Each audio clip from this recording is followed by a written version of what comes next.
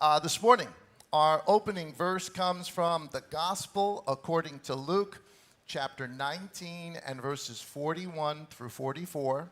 As usual, we're using the Scriptures version, and it says the following. And as he came near, he saw the city, and he wept over it, saying, "If you only knew, even today, the matters for your peace, but now they are hidden from your eyes.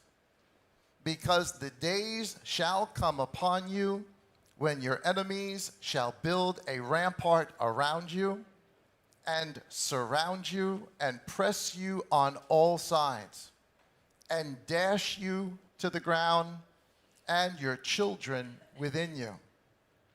And they shall not leave in you one stone upon another, because you did not know the time of your visitation." You did not know the time of your visitation. Coming right from that verse, the title and the topic for today's message is called The Day of Visitation. The Day of Visitation, King, Priests. You guys know the prayer here. If you know it at home, please pray with us. Nice and loud, everybody here. Father, give us eyes to see, ears to hear, and hearts that are willing to obey. In the Master's name, amen. Amen. All right. So before I jump into this, just a note for the 13th. Hopefully you've been praying about somebody to bring. You've been ministering to somebody, asking Abba to soften their hearts. Hopefully they'll be willing to come. Next week, we're going to try to take a little bit of a head count if we can, so we know what to do as far as food and stuff. So hopefully you guys get whatever confirmations from those people you might be praying about and inviting, so that we can just get as prepared as possible. I got a couple of people I'm inviting, so hopefully they'll come and we'll have a good time. All right, enough commercials. Here we go. Luke chapter 19, the day of visitation. Now, just to put in context, as that opening verse, as we're reading that opening verse, that of course is as Messiah is riding into Jerusalem. He's riding into Jerusalem. All of the people are shouting out, "Hosanna, Hosanna." The Pharisees tell them to be quiet, or actually the Messiah to tell the disciples to shut them all up, to be quiet.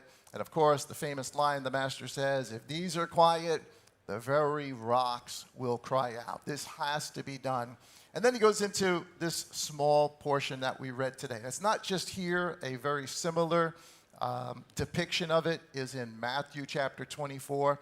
Right after the Master just totally rips apart the Pharisees. All of chapter 23 getting into chapter 24, it's just hypocrite, hypocrite, whoa, whoa, whoa, hypocrite, hypocrite, hypocrite, murderer, snake, liar. He just empty a tomb, whitewashed tomb, dead men's bones, goes through all of that, and then says the very same thing that he's saying here. Because of all of that stuff, this is what's coming. This is what's coming to Jerusalem. This is what's coming to you. This is the product of their actions, the product of their deeds.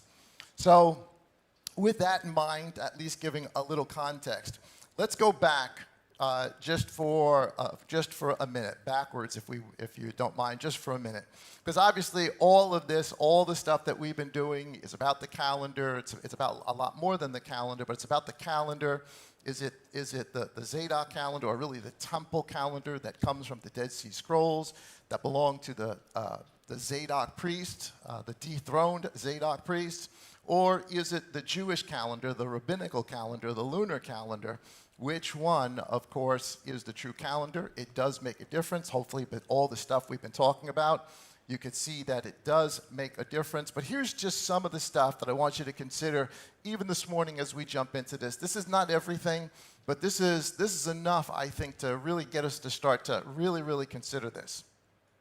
We already talked about how John, Yochanan, is named specifically by the angel, tells Zechariah to name your son John, which is the name of the last Zadok priest to rule in the temple prior to the Sadducees taking over and bringing in the Greek or the Hellenistic ways of the book of Maccabees. Not by accident, of course. John is, as we've talked about, I think just last week, I shared with you that it is my sincere belief that John is the Zadok high priest that the Father recognizes, because he doesn't recognize what's going on in Jerusalem. If he had, he would have gone to Jerusalem to be baptized, to begin his ministry, to be mikvah, to start whatever he was going to do, but he did not. He went to the wilderness where John was, and John baptizes him. We talked about the let it be done for all righteousness' sake. It was actually more than just a baptism. It was a transfer of the priesthood, the transfer of the Levitical priesthood, for which John is a representative of, to the Melchizedek priesthood, the king priesthood, the joining together of both Melech and Zedek. Melchizedek is not a name, it is a title. The righteous king, the priest king. Messiah is that Melchizedek. He is a priest king, and he receives that anointing at the baptism. Water and oil are the service you go through to begin a priesthood. The Zadok priest, we've talked about, those that were in the Qumran community, they identified themselves in a whole bunch of different ways, but probably one of the most prominent ways is they identified themselves. Their mission statement was Isaiah chapter 40, verse 3, to be a voice in the wilderness crying, make straight the way for Yah. And of course, they call themselves, this is way before we have our New Testament, they called themselves the people of the way, which should obviously be very, very interesting to all of us.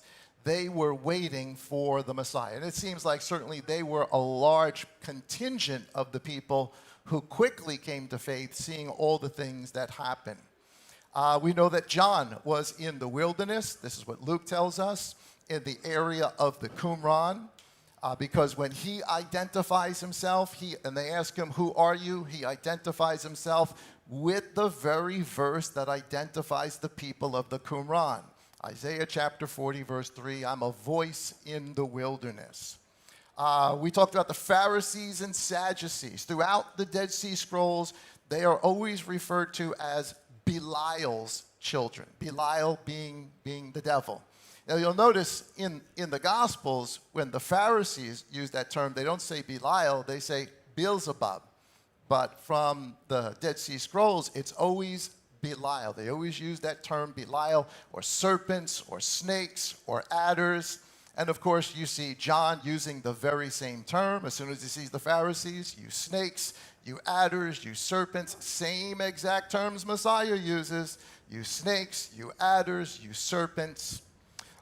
We saw, I think it was last week, we saw that Messiah quoted word for word the Melchizedek scroll to John as proof of the ministry. When John says, is it you or should we look for another? He quotes Isaiah 61, and it is a quote of Isaiah 61, but it's much more than just a quote of Isaiah 61. And yet the exact same words are written in the scroll. John would have recognized that and understood, because the words that don't appear in Isaiah 61 is him healing, giving sight to the blind, and also raising the dead. But in the Dead Sea Scrolls, it does say that. The Dead Sea Scrolls, Satan or the priesthood is spoken of as the wicked priesthood. That would be the Sadducees. And the boundary movers were the Pharisees. They were the ones with the oral Torah. Remember, they do not believe that any interpretation of the Torah comes from heaven. It doesn't come from the Spirit. It doesn't come from heaven.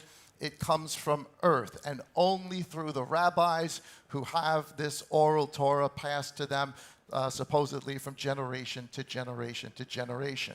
Meanwhile, Messiah tells us he does come from heaven. And we have waited for the Spirit that the Master tells us is coming from heaven to teach us all things. Very total opposite of Pharisee teaching. Very, very different. We saw that Matthew, Mark, and Luke give us the gospel story, but they give it to us from the Yachad. The Yachad is just another name for the people in the Qumran. Yachad means unity, one. It is the community called the Yachad. Or we would call them Essenes, but they are the Yachad. Well, Matthew, Mark, and Luke tell us the gospel story from their perspective, from their calendar perspective, because the dates and the festivals that are done there are different from John's gospel. John's gospel tells us the gospel story from the perspective of the Pharisees, Sadducees, and all the people who follow them. Thus, we read this over and over again. It was the feast of the Jews. It was the Passover of the Jews. It was the festival of the Jews. Well, you don't just say that because they're all Jews. John was a Jew, Matthew, Mark, they were all Jews. But he's making the point that we're talking about those who followed the Pharisees and the way that they did their calendar, and of course the oral Torah and everything else that goes along with it. At the greatest miracle outside of Messiah's own resurrection, the greatest miracle is Lazarus, who we found out is really Eliezer. He was raised from the dead after 4 days when Messiah spends the winter in the Qumran in the wilderness, gets called back to Bethany because his friend is sick. Bethany being a community of the Yachad. It was an Essene or a Qumran community town. The name of it, Bethany, means house of suffering, and the people of the Qumran were known as healers, which is be a good reason to have a city outside of Jerusalem before you get in, where there were a whole bunch of people who were healers. Of course, that is where the Master raises Lazarus from the dead. The greatest miracle, again, outside of Messiah himself being raised, gets done where? In an Essene community, in a Yachad community. Both Messiah and the 12 eat the Passover on a Tuesday. They eat it on a Tuesday night in Jerusalem in an area called the Essene Quarter. That is where the upper room is, or was, in the Essene Quarter. As was given, we learned about Menachem and his friendship with Herod and all the blessings that Herod gave to Menachem and his favor on the Essenes. Again, it was on a Tuesday night. Every Passover on the Zadok calendar or the temple calendar always falls on a Tuesday. It will never, ever be on a Wednesday or a Thursday or a Friday. It is a set time. It will always be on a Tuesday. Of course, the Master eats the Passover with his disciples, according to Matthew, Mark, and Luke, on that Tuesday. That night, he is arrested. The next day is the day that he is crucified. That night, which would be Wednesday, is the day that the Pharisees eat the Passover. Two different Passovers. If Messiah missed the Passover, if, like it tells us in John, he didn't go to the Feast of Tabernacles until like 5 or 6 days into it, then he broke the Torah. And if Messiah broke the Torah, none of us have a chance. None of us have a chance. But he did not break the Torah. Again, the Jewish Passover was that Wednesday night. Messiah, of course, is put in the grave before the start of the eating of the Passover. That is the only way that he could spend 3 days and 3 whole nights in the grave to be found alive on the first day of the week. It's the only way mathematically possible for that to happen. Messiah, of course, after the resurrection, he ascends from Bethany, same town where Lazarus was, the Essene community. He ascends at the Mount of Olives and, of course, tells his disciples to go to Jerusalem and to wait. So the place where he performs the greatest miracle is also the place where he gives them the Great Commission and then ascends to heaven. And then we talked about the 3 different calendars, or 3 different, I guess you could say 3 different calendars, 3 different times for Shavuot. The Pharisees celebrated Shavuot in one way. The Sadducees did it on another day. And of course, the people of the community did it on a different day.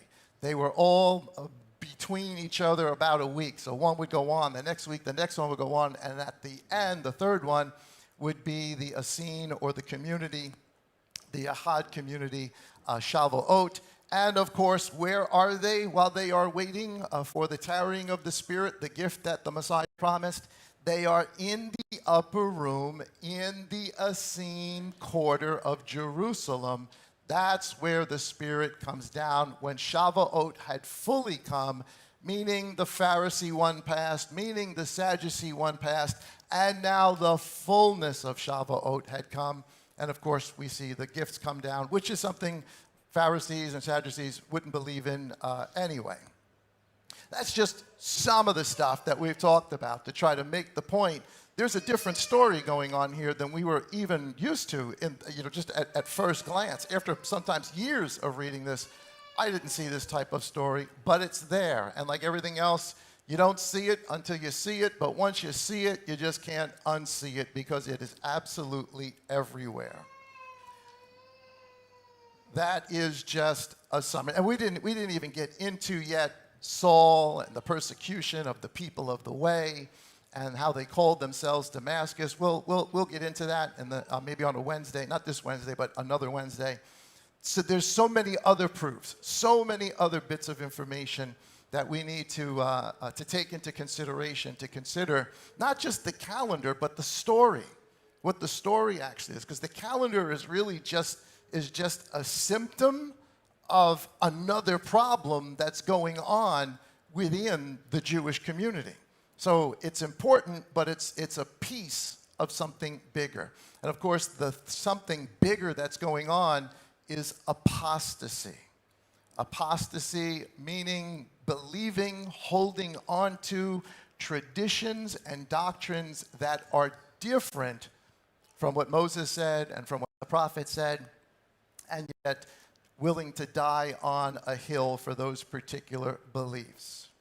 All right, so that's a summary of where we've been.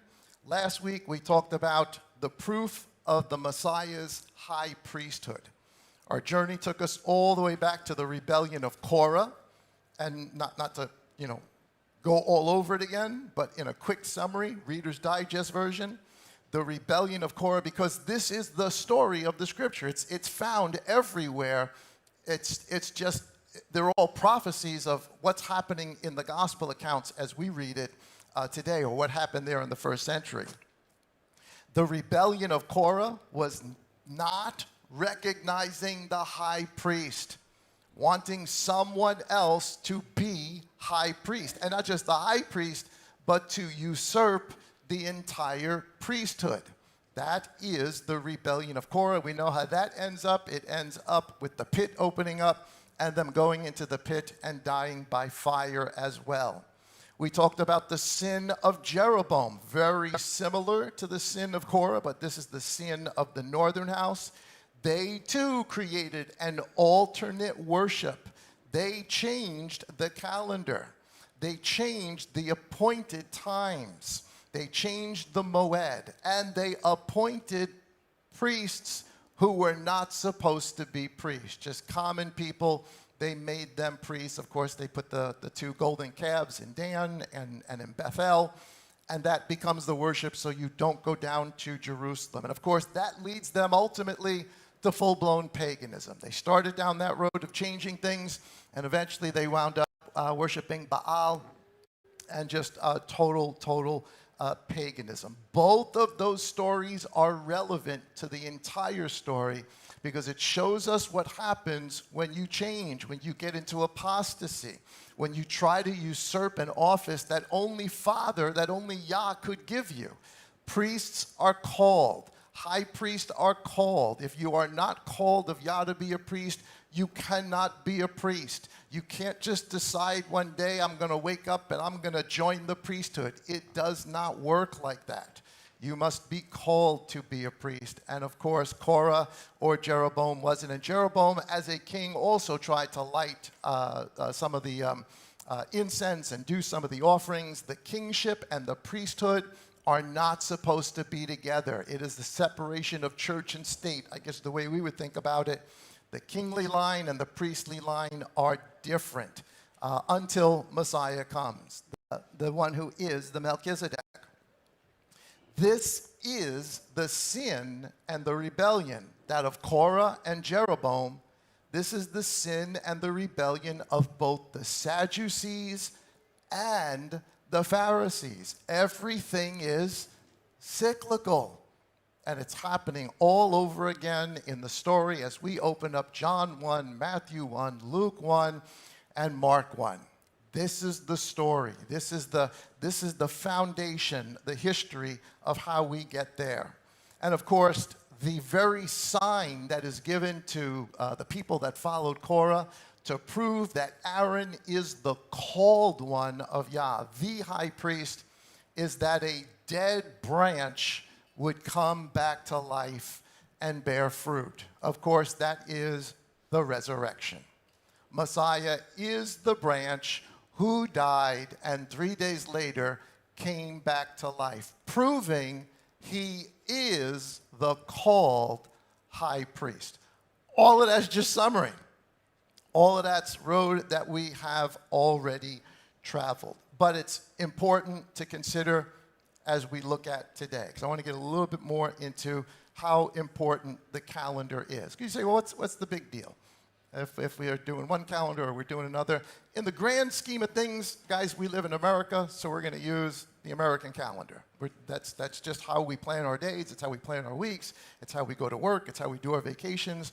We need to do that. We live in this world. But there's also some other things we need to know and understand. While they were in Babylon, it seems very apparent they used the Babylonian calendar. It makes sense. If you didn't bow down to a statue and you died, what was going to happen if you just said, well, we're not going to use the calendar of Babylon? I'm sure that would not have worked out well for them. So they did. But it is important even for us today. So the question becomes number 5 on your notes, or the statement really is that the calendar, as important as it is really just a symptom of the sin that's been going on since Korah, since Jeroboam. It's that same sin. It's the utmost expression of that thing. Who's the high priest? Someone else wants to be the high priest. How do you prove who the high priest is? It's that same cycle.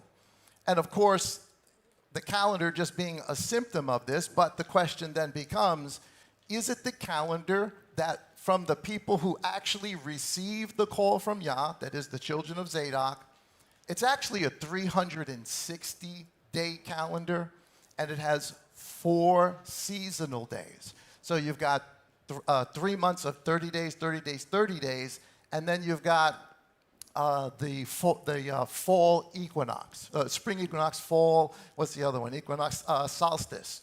And that day is sort of half summer and it's half fall. So that's why there's 4 of them, because there's 4 different seasons. So altogether, 364 days, but it really is a 360-day calendar. And that means something you're going to find out a little bit with regards to what the Messiah just told them about the day of visitation. So it's either that, of course, it's based on the sun. We showed, and I think we proved, that Moses in the Exodus, this is Exodus chapter 16, that they used what would eventually become known as the temple calendar. That was the calendar Moses kept, that the children of Israel kept in the wilderness. It's on a Bible study. You can go back and you can listen to it.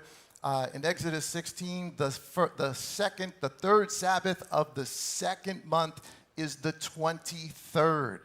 The 23rd day of the second month. There is always in the second month on the Zadok calendar is the 23rd. Will never change. It is a set date. Every year, that date will be a Sabbath, a Shabbat. And that's what it tells us in Exodus 16. And of course, this was the kicker for me, that the Zadok calendar is divisible by the number 7. Out of all the other proofs, that meant the most to me. I mean, number 7. Number 7. And there it is, divisible by 7. Or is it the Pharisee, or what we call now the rabbinical? Rabbinical calendar is based on the Pharisee calendar. They tweaked some things, they changed some things, but it's based on the Pharisee calendar, a lunar calendar consisting of 354 days with leap months, an extra month every so often. But its origin is Babylon, and from Babylon, Greece, and from Greece to the Sadducees.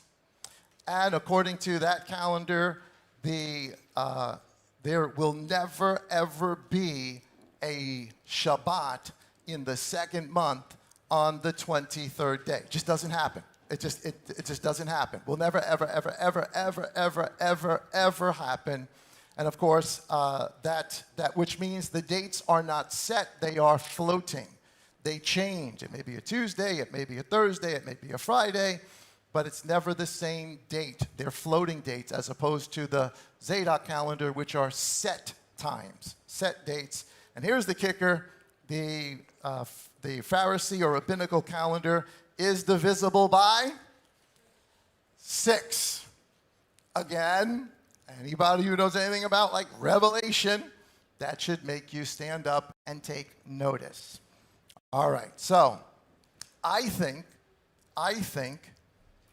Revelation 18, verse 2 is a little window into everything that we've been talking about. I know people, you'll get all sorts of different ideas. Who's Mystery Babylon? Is it something in the future? Is it something in the past? As I read this to me sounds like the issue that they were having in this day, and certainly the issue we have today. It says, and the angel cried with a mighty voice, saying, Babylon the great is fallen, and has become a dwelling place of demons, a haunt for every unclean spirit, a haunt for every unclean and hated bird. Matthew 23, woe, woe, woe, snake, snake, serpent, viper, etc., etc., etc. Because all the nations have drunk the wine of the wrath of her whoring, Babylon and Assyria and the Philistines, etc., etc., etc. And the kings of the earth have committed whoring with her, shared their idols. And the merchants of the earth have become rich through the power of her riotous living. And verse 4, and I heard another voice from heaven saying, come out of her, my people, lest you share in her sins, and lest you receive of her plagues. Whatever her plagues are going to be, the petition here is for his people, which are where? Whatever this Babylon is, Yah's people are in it. And this is a plea to Yah's people to get out of it. So whatever, there's all sorts of different interpretations, I guess you can give. Whatever it is, whatever Mystery Babylon, and of course I'm proposing to you that it's all the stuff we're talking about, but whatever it actually is, where are Yah's people? In it. In it. So we still have to get out of it. Okay. Number 6 on your notes. The set times. This is a rebuke from the master. So he went through all of the different things that show there's another calendar, different Passover dates, Feast of the Jews, the Essene Communion, all of that stuff. It's all incredible. It's eye-opening. But here is an actual rebuke from the master to the Pharisees, the Sadducees, the Pharisees, specifically on the calendar. Because people would say, well, if the calendar is really that important, why didn't Messiah mention it? He did. We just don't recognize the language. We don't recognize the story. But again, once you do, you can't unsee it. So here's Matthew chapter 16 and verse 11. They're asking the master for a sign. We talked a little bit about this last week. They mean a sign like in the heavens. Show us something in the sun, the moon, the stars. Show us some sort of shooting star, something that's believable. Now, I got to sort of ask in the back of my mind, would they have believed even if he had done that? I doubt it. I mean, they didn't believe all the stuff he was doing right in front of them, so why would they believe that? But either way, they're asking him for a sign. And of course, he tells them, you're not going to get a sign. No sign is coming to you. We talked about this last week, except the same sign that was given in Korah. The dead branch is going to come back to life. Here's Matthew 16:11. It says, and the Pharisees and Sadducees came and trying him asked that he would show them a sign from heaven. And he answering and he said to them, when it is evening, you say, fair weather, for the heaven is red. And in the morning, stormy weather today, for the heaven is red and overcast. So we talked about this last week, real simple interpretation here. You could tell the weather. You get up in the morning or at night. You are wise enough to understand the weather. Basic principle. He says you know how to discern meaning to understand. You know how to understand the face of heaven, meaning the weather. But you are unable to discern, understand the signs of the times. Now, we read that, and most of us would not really get what's being said. It sounds like he's saying, you're seeing all the things happening around you. You should realize, something. And they should realize something's going on because of all the crazy stuff that's going on. But that's not what these words mean. These words, signs of the times, are calendar words. They're calendar speak. So to put it more succinctly, in a way I think that I hope is blunt for us, what he just told them is, you guys can tell the weather, whether it's going to be warm or rainy, but you can't even get the calendar right. You cannot discern the signs of the times. Here's some definitions so you understand that where I'm getting this from. Because we're reading it from Greek, right? A lot of this is written in Greek. We'll talk about some of it that's written in Hebrew, but a lot of this is written in Greek. It's the language of the day as they brought Greece into, as the Hasmoneans, as the Sadducees brought Greece into their culture. Everything became Greek. Greek language was what you had to learn. It was one of the common languages of the day. So when you translate these words from Greek to English, the word for signs there is the word Simeon. And it is here's the definition underneath there. It's the neuter of the presumed derivative of the base G4 591, and it means an indication, especially ceremonially or supernaturally, a miracle, a sign, a token, a wonder, or a mark. So that's signs. Here's the word times. It's kairos. And it is of uncertain affinity and occasion, i.e., it is a set or proper time. Always. Doesn't change. An opportunity, convenient, due. It is a season, due, short, while, time, a while. These are calendar words. He's talking about set times, set markers that you can't even tell. You can tell the sun. You can tell it's going to be warm, but you can't even get the Moedim correct. Here is, so the word, right underneath it, that word moed doesn't appear there, but here is the definition of the word moed, an appointed or set time, and the word for sign in Hebrew. You're going to see it's the same definition. The word for sign is ot. It comes from H225 in the sense of appearing. It means a signal, literally or figuratively, as a flag, a beacon, a monument, an omen, a prodigy, evidence, a mark, a miracle, an ensign, a token. That's the same definition as Simeon. It's the same definition as Simeon. And the word appointed, because this comes from Genesis 1:14. And Elohim said, let lights be in the expanse of the heavens to separate the day from the night, and let them be for signs and for appointed times and for days and for years. So what tells us signs, appointed times, days, and years? Just a real answer. What tells us that? How do you know what day it is? Your calendar tells you, based on the heavens as they move. This is calendar talk. He's telling them you can't even get the calendar right.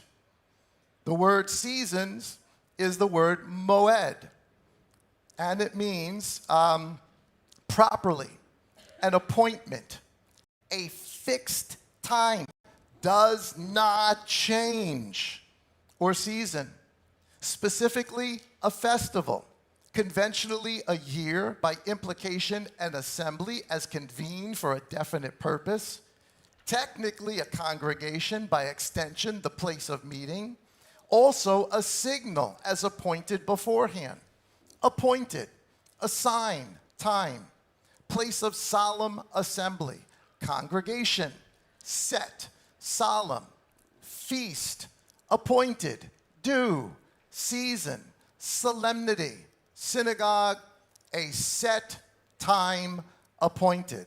Well, that's what times means in Greek.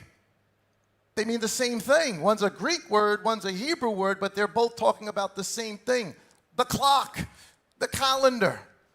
And he's telling them, here, right out in front, he's telling them, you can tell all of this, but you can't even get the calendar correct. So did he mention it? Yes.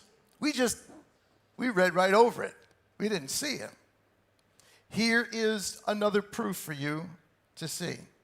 This comes from the book of 1 Thessalonians chapter 5. This is Saul talking about the resurrection. Chapter 4, he talks about the dead of Messiah will rise first, and then we who are alive and remain will be caught up, right? That whole thing about, don't mourn as others who have no hope. So then you get into chapter 5, and he's talking about the coming of Messiah. He's teaching those people about the coming of Messiah. And look at what he says in 1 Thessalonians chapter 5 and verse 1. It says, now, brothers, as to the times, G5550, it means time, space, and the seasons, which we just finished out defining, G2540, the seasoned fixed times or occasions. So brothers, as to the, let me put it this way, brothers, as to the calendar and the Moedim, you do not need to be written to. Why? Because you guys already know that. We've already talked about this. You already know how to interpret the calendar. It says, for you yourselves know very well that the day of Yah comes as a thief in the night. How many times have you heard that? Right? I'm sure we've all heard that. There's songs about it. Everybody, and you hear a lot of the times from our brothers and sisters within the larger religious world around us, all say, well, he's going to come as a thief in the night. If he's coming as a thief in the night to you, it's because you're missing something. You've missed something. You've misunderstood something. He's not supposed to be coming as a thief in the night for us. A thief in the night is someone who comes unexpectedly, right? If you're laying down in your bed and all of a sudden you hear rumblings in your kitchen, what's the first thing you're going to think? You're going to get up and I'm going to grab my I'm not going to say that, but whatever I got. And I'm going to walk into my kitchen and hope that nobody's in my kitchen because it may be the last thing you do breaking into my house. That's because that's a thief. It comes at an unexpected time. Messiah does not come as a thief in the night. At least it shouldn't be for us. For you yourselves know very well that the day of Yah comes as a thief in the night. For when they say, he's not talking about us. He's talking about they. And in particular, Pharisees, Sadducees, but the nations as well. For you yourselves know very well that the day comes as a thief in the night. For when they say peace and safety, then sudden destruction comes upon them as labor pains upon a pregnant woman. And they shall not escape. But you, brothers, so that's them, thief in the night is them. But you, brothers, are not in darkness. Now, when you go through the Dead Sea Scrolls, you're going to find out that the term Saul just used here is not a Pharisee term. It is not a Sadducee term. The only people who use this term are the people in the Qumran.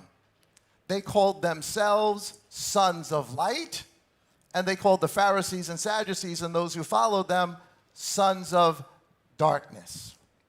Saul here says, and they shall not escape, but you, brothers, are not in darkness. You're not sons of darkness. You're part of the Yachad, the Pharisees, the Sadducees, the nations, Edom, Esau. They are sons of darkness.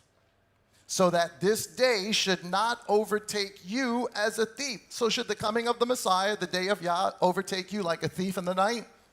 No. If it doesn't come unexpectedly, without going any further, just spitball this thing out for a second. If he's telling us that the coming of Yah is not supposed to be unexpected for us, then what's the inference we should draw? Without reading anything else, what's the logical inference that you need to draw from? Somewhere he tells us. Somewhere he tells us when he's coming. And we're supposed to be expecting. And it's connected to signs and times that you have no need of, that I go over it, because you guys already know it. Now, all of a sudden, how important is the calendar? Getting pretty important. So that this day should not overtake you as a thief. For you are all sons of light. Again, you can see it. It's all over the scrolls, but here is Dead Sea Scroll 1QM. It's the War Scroll. It talks about the difference between the sons of light, the sons of darkness. Again, this is a community term. But you are all sons of light and sons of the day.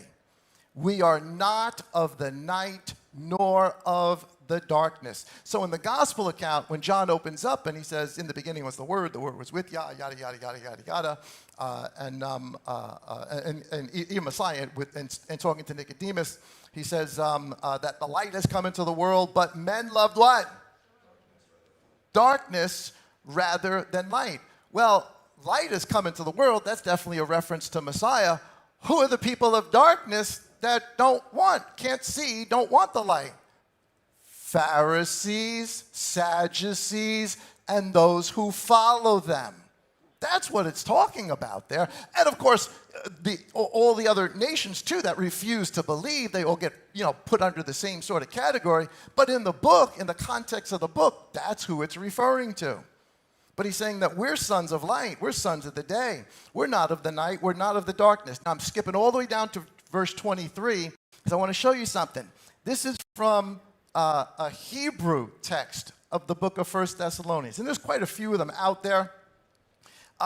Nothing like all the way back from the first century. These things were written much later. But, and I think I put it on the notes there, there are some, there are definitely today preserved New Testaments in Hebrew.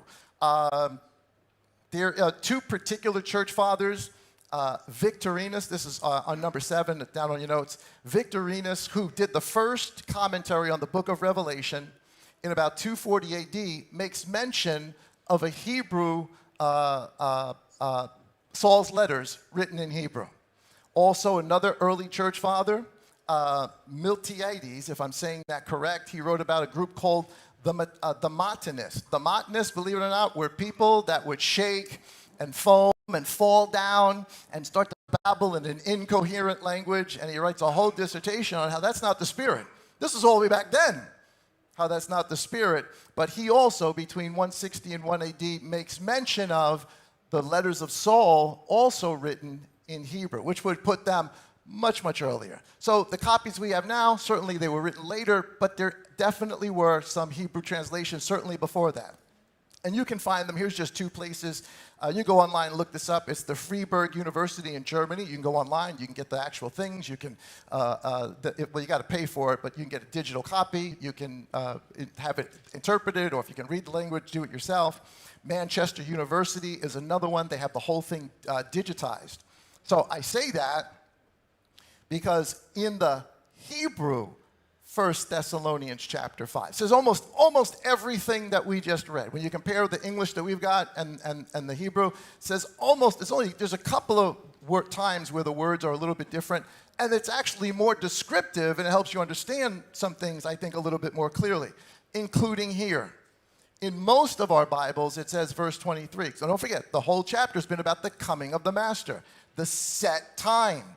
The Moedim, even though you may not see the word Moedim in verse 1, set times, we know those are the same definitions that come out of Genesis.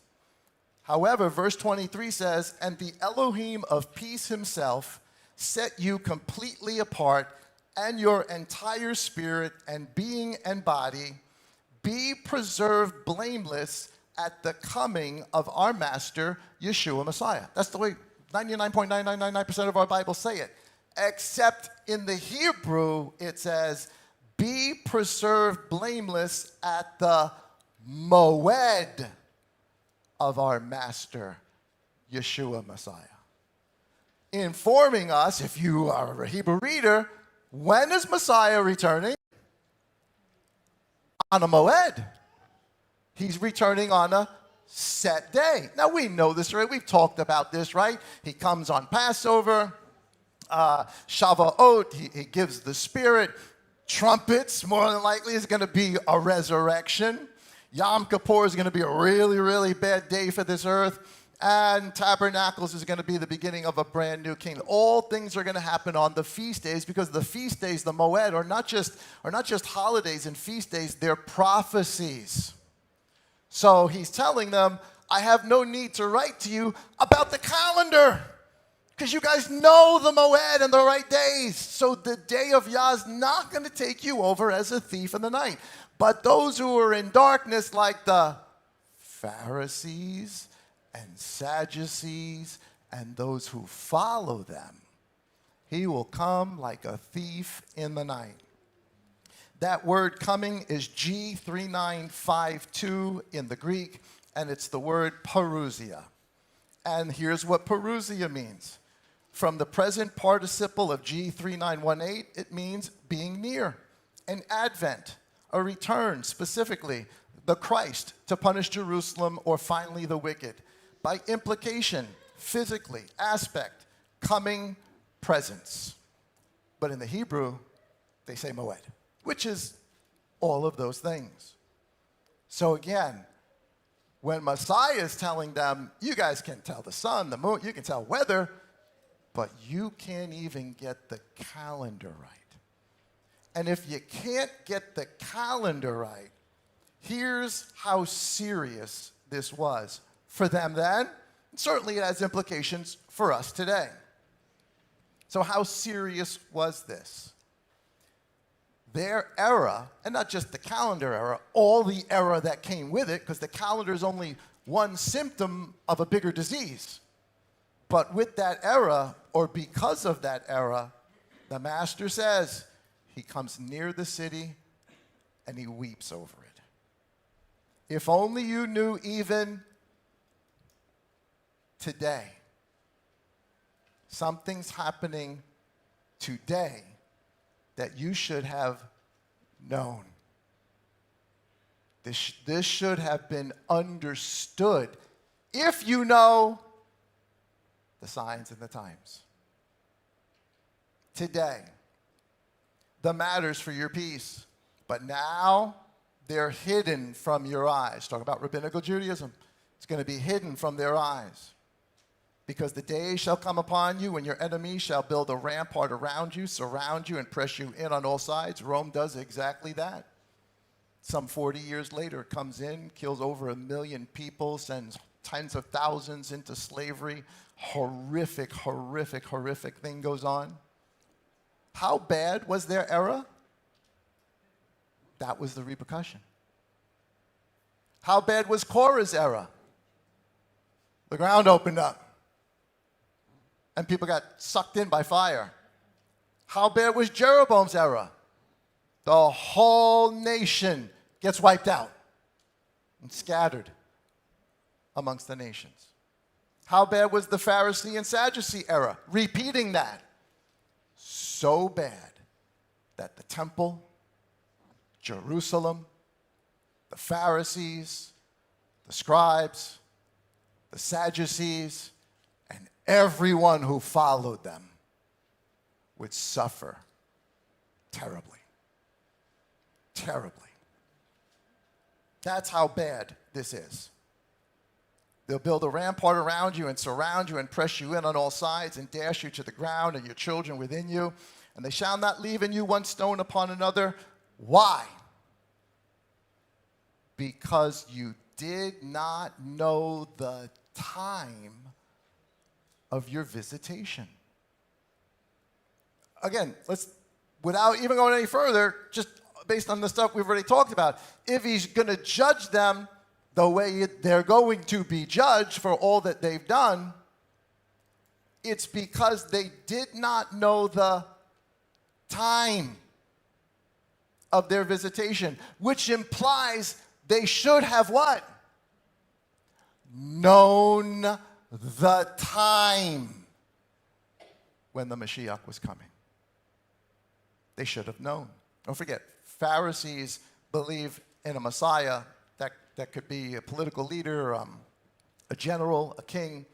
Sadducees, there's nothing there. That they walk away from that. The Pharisees have a belief in a Messiah, but it's not the same belief you and I understand today. When we say Messiah, you say Messiah to rabbinical Jew, we're not talking about the same thing. We're talking apples and oranges. We're not even talking apples and oranges. We're talking apples and Chevrolets. It's not the same thing. It's not even close to the same thing. And he says, what's coming is because you didn't know the time of your visitation.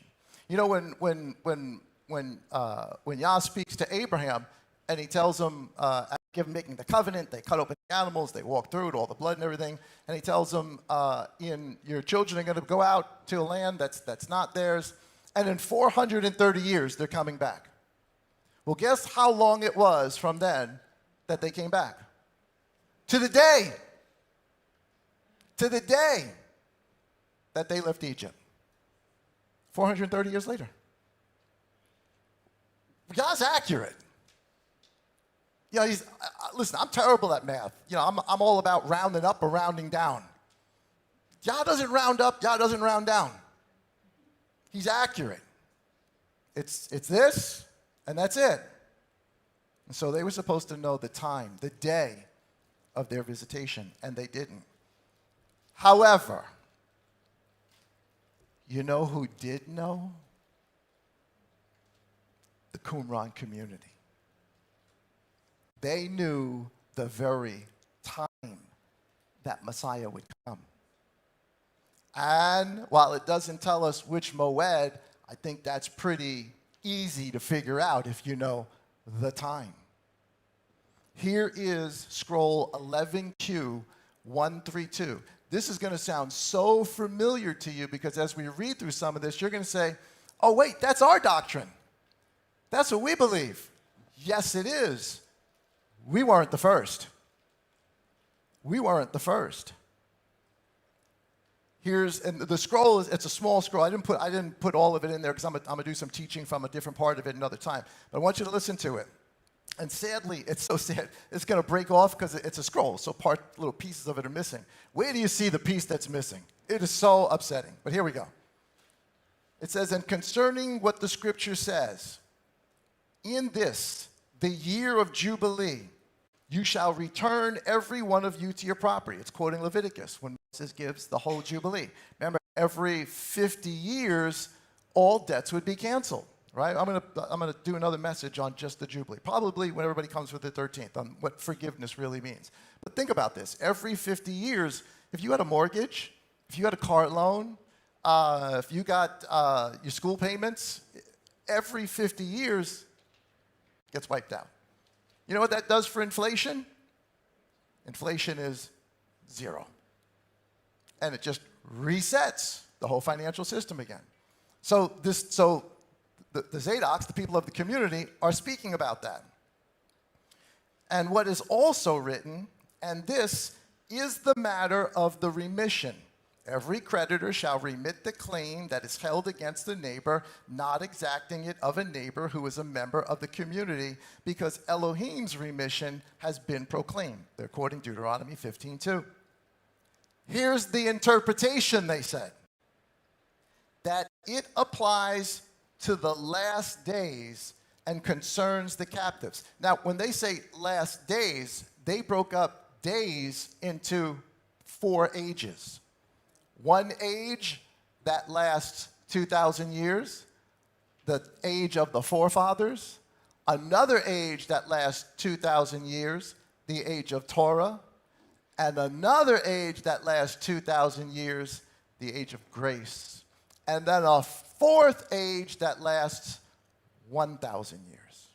So that's how, so when you read it, it says, and it was the end of the age, and we're saying, wait, but they wrote this like 2,000 years ago. They're not talking about the end of our age, they're talking about the end of their age before the age of grace comes in. That is the Messiah. Where was I? The interpretation applies to the last days and concerns the captives, just as Isaiah said, to proclaim a jubilee to the captives, and whose teachers have been hidden and kept secret even from the inheritance of Melchizedek. So back up a second. Here it is, hundreds of years before Messiah comes, it's telling us a jubilee is going to come, and he's going to say it's Melchizedek. Melchizedek's going to come, and he's going to quote Isaiah 61 and says, I'm here to set the captives free, to do da. He's going to do exactly what Messiah did in Matthew 4 and Luke 4 when he opened up. They're calling it here hundreds of years before it happens. And their teachers, Pharisees, Sadducees, and those who follow them, who have kept hidden and kept secret even from the inheritance of Melchizedek. That's not what they taught. They didn't teach this is the coming of Melchizedek. They didn't teach this is the coming of the Messiah. And they are the inheritance of Melchizedek, who will return to them what is rightfully theirs. We are the inheritance of Melchizedek if we believe in the Melchizedek who died and rose again, proving his priesthood. We are given that inheritance. Well, that's doctrine we understand today. We didn't make it up. We didn't make it up. He will proclaim to them a jubilee, Luke 4, Matthew 4, thereby releasing them from the debt of all their sins. Wait a minute. What is the Messiah coming to do according to the community? The Melchizedek is coming at a specific time in history to forgive us of all of our sins, just like the Jubilee that Moses spoke of. My goodness, that sounds like, right out of Bible college. This is right out of the Qumran. This is not Pharisee thinking, and it is not Sadducee thinking. This word, now here it is, this word will thus come to me in the first week, that is a Shemitah, a 7-year, within the first week of the Jubilee period that follows 9 Jubilees. Each age is broken up into 2 sets of 10 Jubilees. They're talking about the end of their age in the 9th Jubilee and 7 years. That's when Mashiach's coming. And when you do the math, the next, and well, let me read on. It says, the Day of Atonement shall follow after this at the end of the 10th Jubilee, which would be another 50 years. When he shall atone for all the sons of light and the people who are predestined to Melchizedek.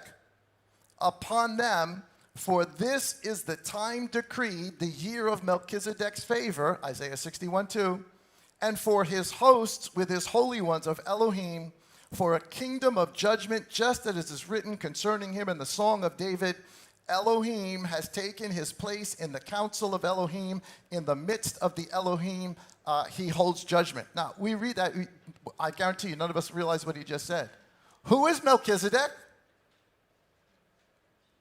Elohim. They just said Melchizedek, the Messiah, is Elohim. And he's coming to take away our sins at a specific time. Now, I'm not going to go through the math today because nobody wants to do math on a Saturday morning, Saturday afternoon. I don't want to do math. I'm going to do it on Wednesday, very, very slowly, so I can take you all the way through it. Let me give you the Reader's Digest version of it. The way that they figure out the calendar, the 10th, the ending Jubilee of their age was 75 AD. Subtract the 50 and the 7 years leads you to 32 AD. That's when they believe the Messiah would come and take away their sins. Well, today, ask every scholar, they'll give you all sorts of different opinions. It was on 30 AD, 31 AD, 32, 33, all sorts of different views. Their view, before anybody had any other view, according to their calendar, was that he would come in 32 AD and declare a jubilee and take away the sins of everybody. That's amazing. That's as now doctrine as we could get. And here it is. It doesn't end there.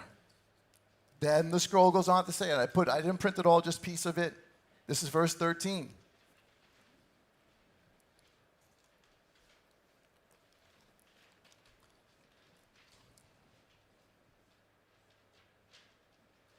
Verse 13 says, therefore, Melchizedek will thoroughly prosecute the vengeance required by Elohim statutes. Now, I put this there. That's the PDP because it's in yellow.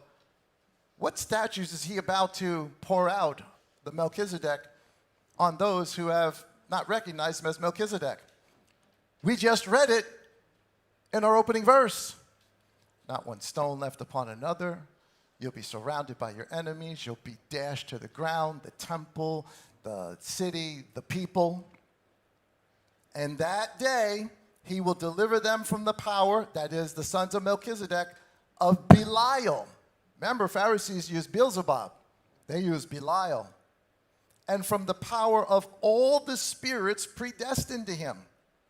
And the messenger, Melchizedek, is the anointed of the Spirit of whom Daniel, so not only did they have a mathematical prophecy that tells them when Messiah comes, that's why John's out there in the wilderness. They knew what year it was. And obviously, Yah had his birth at a particular time. But now they're giving us another one. They say in the messenger is the anointed of the Spirit whom Daniel spoke about. This is Daniel 9.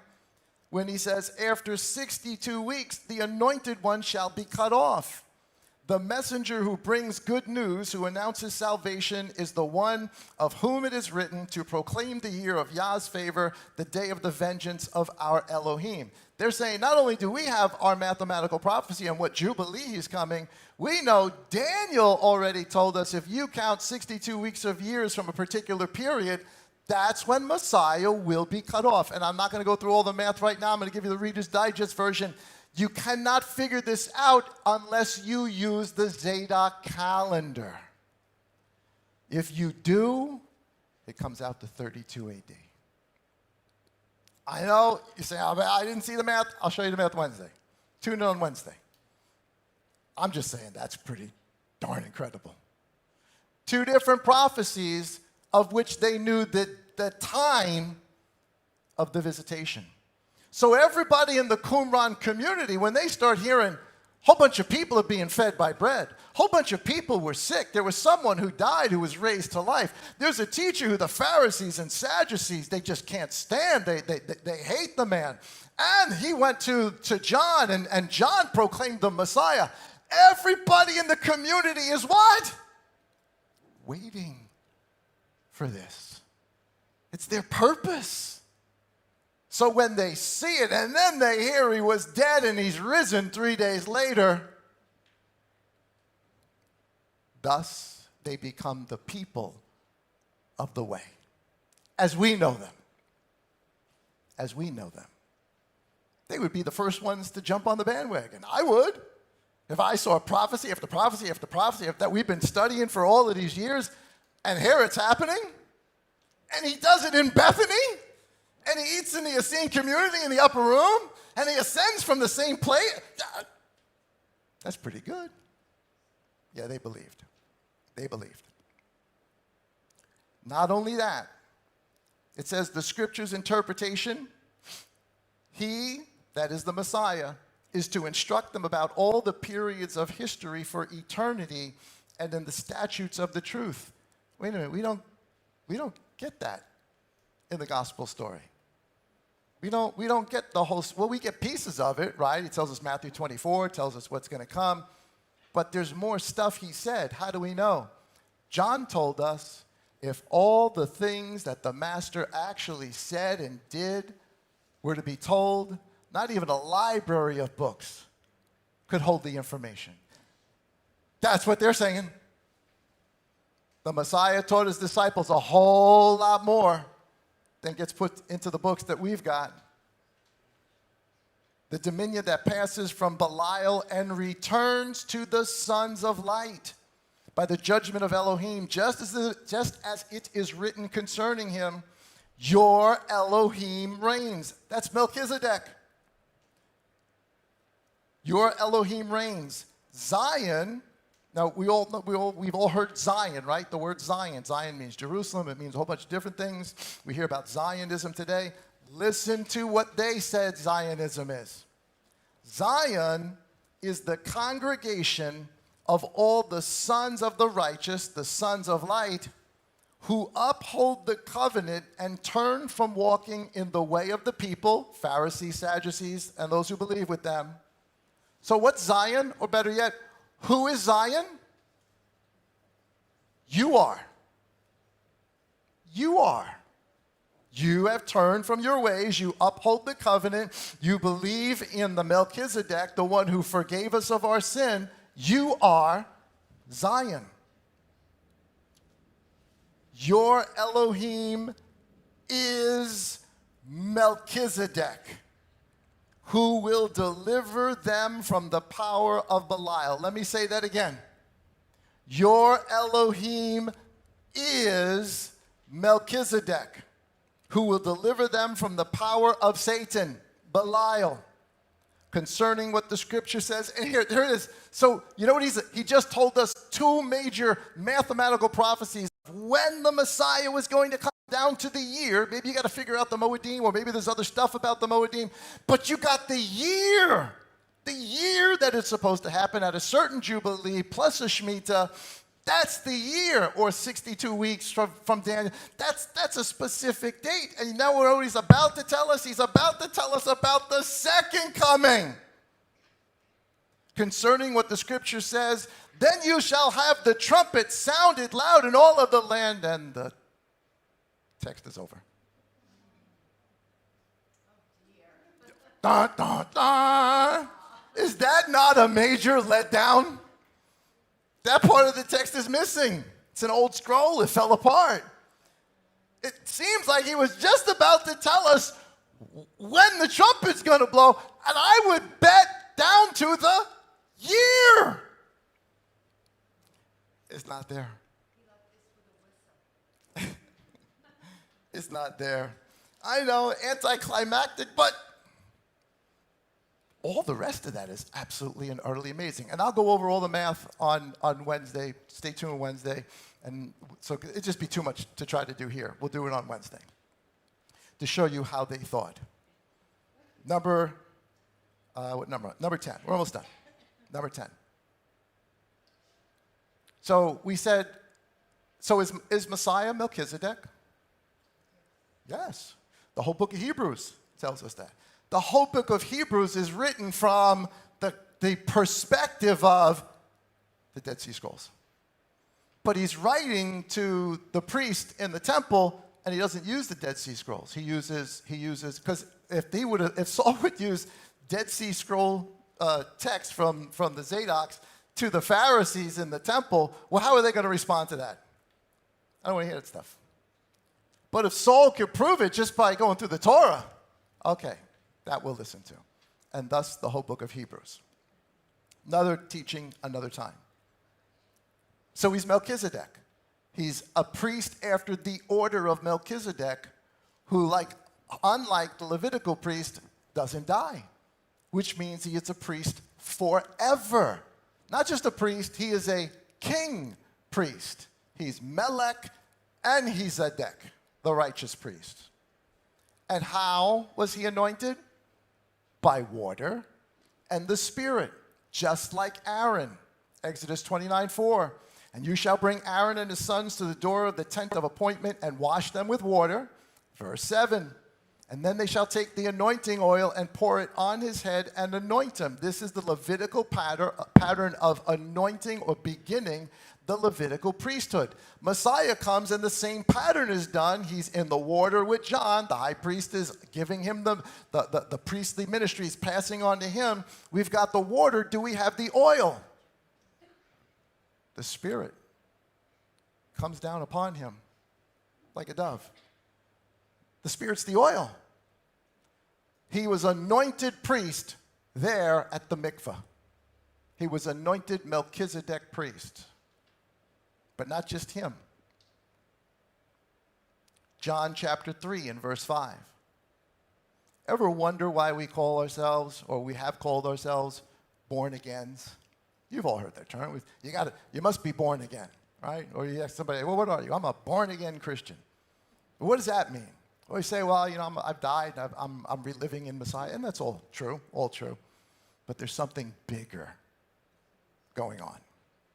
John, in speaking to Nicodemus, answers and says, truly, truly, I say to you, unless one is born of the water and of the Spirit, PDP, oil, he is unable to enter into the kingdom of heaven. That which is born of the flesh is flesh. That which is born of the Spirit is spirit. So why must we be born again of the water and the Spirit? Well, you could say, well, he died, I died, I washed my sins. The Spirit, it gives me illumination. I understand. Yeah, that's all true. That's all true. But something else is going on here. Messiah is not just Melchizedek. He is Melchizedek of the order.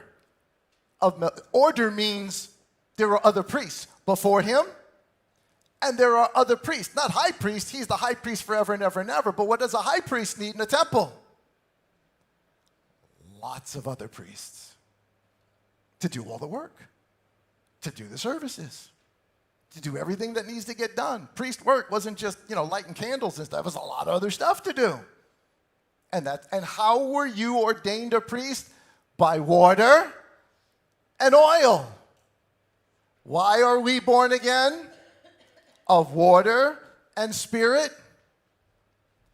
Because just like the scroll said, we have the inheritance of Melchizedek, meaning his priesthood, which makes you and I of the order of Melchizedek. Listen to this. Revelation chapter 5, verse 9. And they sang a new song, saying, you are worthy, to the Master, to the Lamb, you are worthy to take the scroll and open its seals, because you were slain and you have redeemed us to Elohim by your blood out of every tribe and every tongue and every people and every nation, which means, as you can see on the picture there, it means everybody whose sins have been forgiven by the Melchizedek out of every tribe, every tongue, every people, every nation, and have made us kings and priests to our Elohim. What's a king and a priest? A Melech Zedek. We're not the high priest, but we are kings and priests in training. And we shall reign upon the earth. Chapter 20, book of Revelation, verse 6. Blessed and set apart is the one having part in the first resurrection. The second death possesses no authority over these. But they, the people of the first resurrection, shall be priests of Elohim and of Messiah, and shall reign as kings with him 1,000 years. Melech Zedeks. Who's he talking about? Us. He's talking about us. You know, we hear all the time, I know you've probably heard, I know we've said it, you hear all the time, is it new covenant or renewed covenant? Because you've got a whole, group of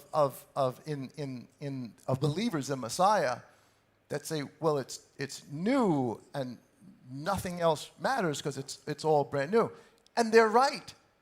It is new. It is no longer a Levitical priesthood. It's no longer about the blood of lambs and goats, and et cetera, et cetera, et cetera. It's no longer about the earthly examples. Now Melchizedek, who has come of a better covenant, based on better promises. So everybody looks at that and they say, well, it's new. All the other stuff you don't have to do. It's just about this. No, wait. Or is it renewed? Well, renewed doesn't mean recycled. I don't think Yah recycles. But to renew is the promises that are given in the first covenant. When Yah gives a promise, does he not keep it? Of course he does. So while the temple and the priesthood, the shadow, that's the law everybody was under. When it says people came of their own works, it didn't mean the works they did as following the priesthood. Those were fences to try to keep them from sinning. The works you did was to bring a lamb for a sin offering. The works you did was Yom Kippur. The works you did was a burnt offering. Those are the works that you did to gain righteousness before Yah. At least that's what they thought. We're not under that law.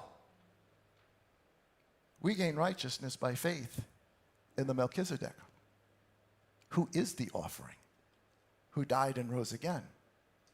It's both. Both are true. It's new, but there's promises, many, many promises, such as Exodus chapter 19 and verse 5. And now, this is definitely Old Covenant. And now if you will diligently obey my voice and shall guard my covenant, then you shall be my treasured possession above all the peoples. For all the earth is mine, and you shall be to me a kingdom of priests and a set-apart nation.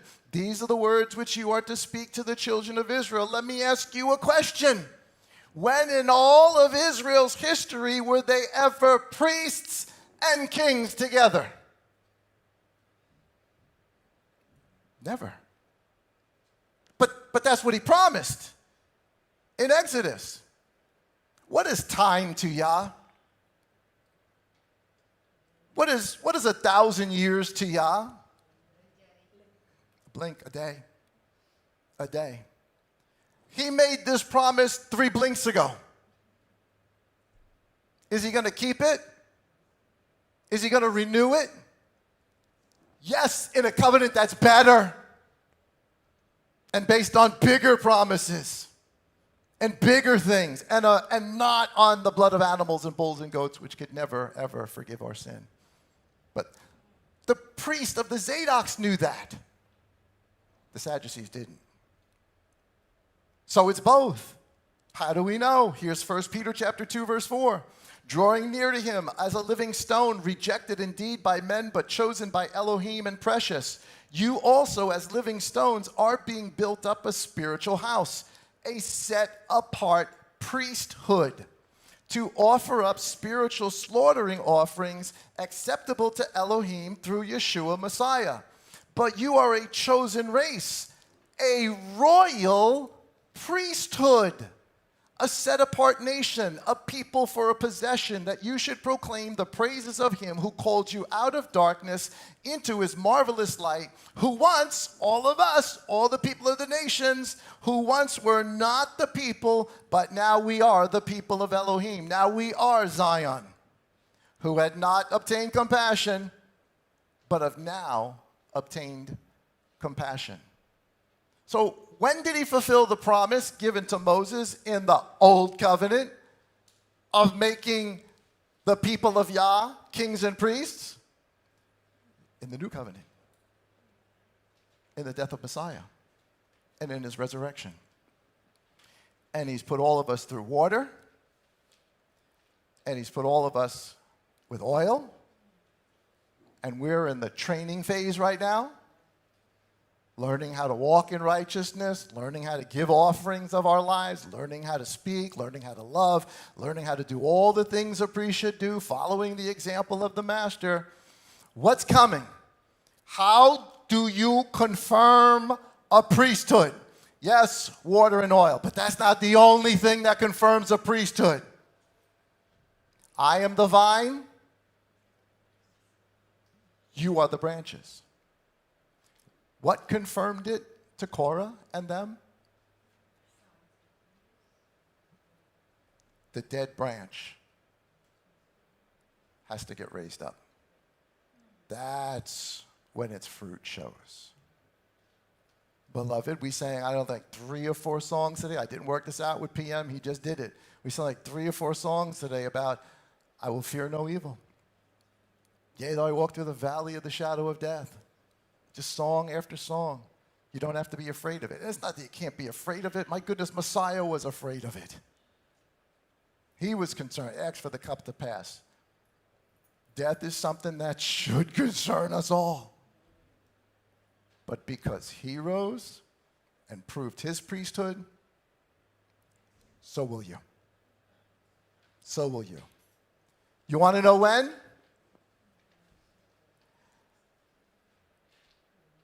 According to the times, seasons, the moed, the appointed time, and the day of his visitation. That's when. That is Abba's word for you for this morning. The day of visitation.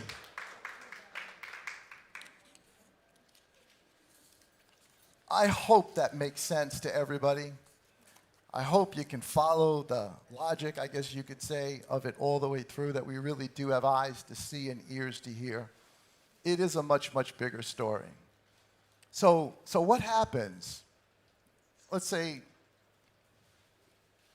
we make no changes at all. We just keep doing things the way that we're doing them. If we do things just based on the secular calendar that we have, how will Messiah come to us? As a thief in the night. If we keep doing things the way Judaism does them, how will Messiah come to us? As a thief in the night. We start understanding the way he's numbered things and set them. And again, I'm not saying you got to wake up every morning and say, okay, it's the first day of this, of whatever month. And we got to know when the feast days are. And we'll let you know. And after the first 7 months, it doesn't really matter because it doesn't start over again until next spring anyway. But according to those days, I want to be counted in what Saul says. I have no need to tell you of the times and the seasons because you already know. And that's what we're going to spend time trying to understand and know.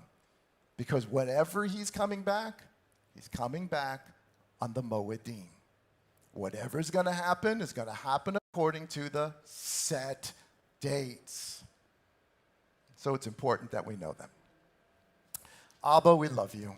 We thank you so much for how magnificent your word truly is. We thank you for the goodness of it, the magnitude of it, the width, the breadth, how detailed it is, and yet how simple it can be as well. We thank you that there have always been people of faith in every generation who understood the truth and have passed it down to us from generation to where we are today. Continue to open our eyes, open our ears, open our hearts, open our minds. Speak to us from heaven and grant us an understanding of your word. We ask this in the name of the one who died and rose again, and will bring all of us with him.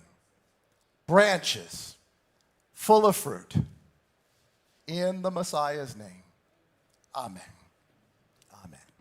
Guys, thank you so much for hanging out with us today. I hope that you enjoyed the message. Listen to it again. Download the notes. Have an awesome rest of the day. And don't forget to join us on Monday morning for Morning Manna. Guys, say with me, everybody. Shabbat. Shalom.